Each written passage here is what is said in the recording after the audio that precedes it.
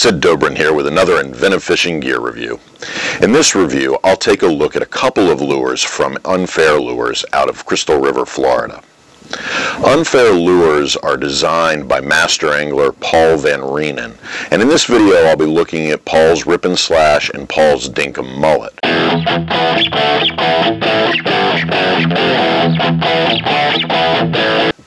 I should point out that in addition to the Dinkum Mullet and the Rip and Slash, I have been fishing recently with Paul's Dinkum Shrimp.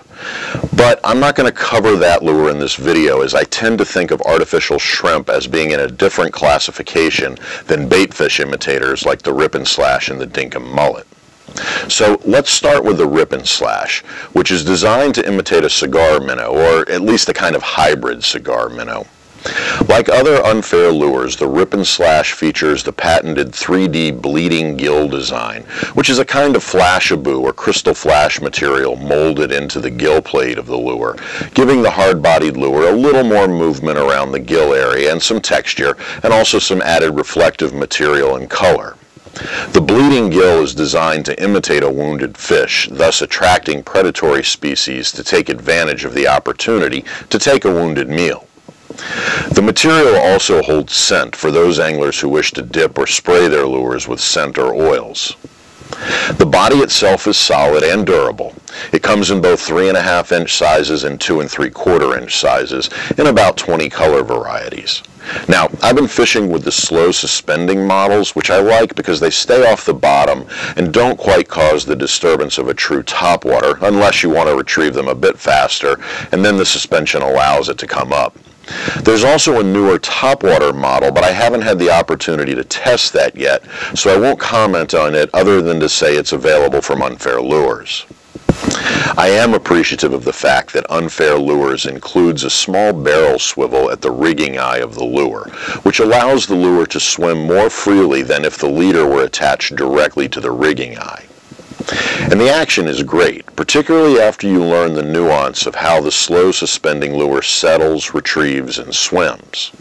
The holographic body provides great flash and reflection to attract fish, and the lifelike eye design just adds to the overall visual effectiveness of the Rip and Slash. There is a distinction between the hardware of the Rip and Slash PRS 90, which is the 3.5-inch model, and the PRS 70, the 2 3/4-inch model. The shorter version comes rigged with standard treble hooks with barbs set on the inside of the hook just behind the point. However, the larger model uses treble hooks that have the barb on the outside of the hook, what we call reverse barb treble hooks. We don't often see outside the hook barbs in the U.S., though many Japanese manufacturers use this design, and some walleye anglers swear by them. There are a number of arguments as to why an outside barb is more effective than an inside barb, but to be honest about it, I'm not sure any of them are more than just opinions. I haven't been able to find any actual data to support an effectiveness rating for either barb position.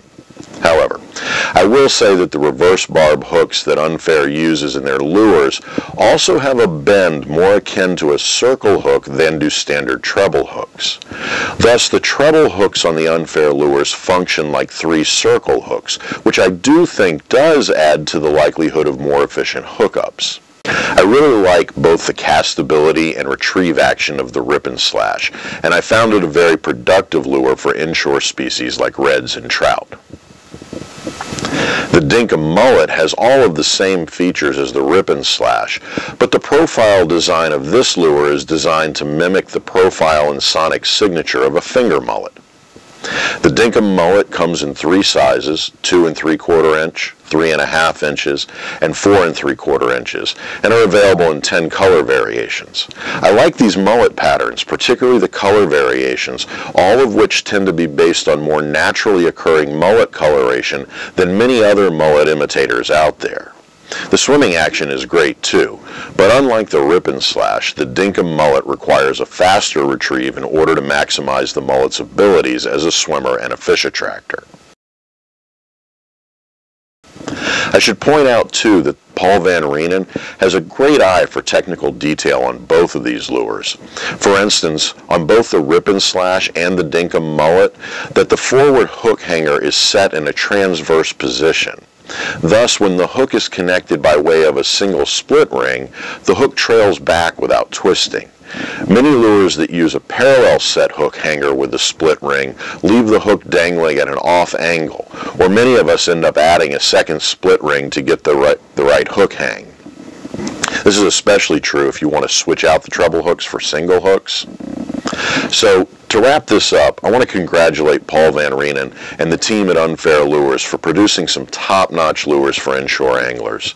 The Rip and Slash and the Dinkum Mullet have earned a permanent home in my daily driver bag, my fishing bag that I use all the time, and it certainly earned a spot in my tournament bags. They now sit alongside all of the other lures I consider to be reliable and productive.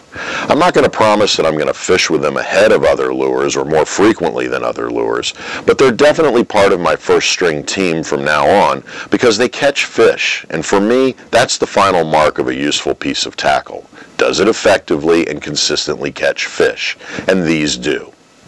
So be sure to check out Unfair Lures' full line of lures at www.unfairlures.com, particularly the Dinkum Mullet and the Rip and Slash. I hope you found this review to be useful. Be sure to check out our other gear reviews and tech reviews and resources at www.inventivefishing.com. Fish on.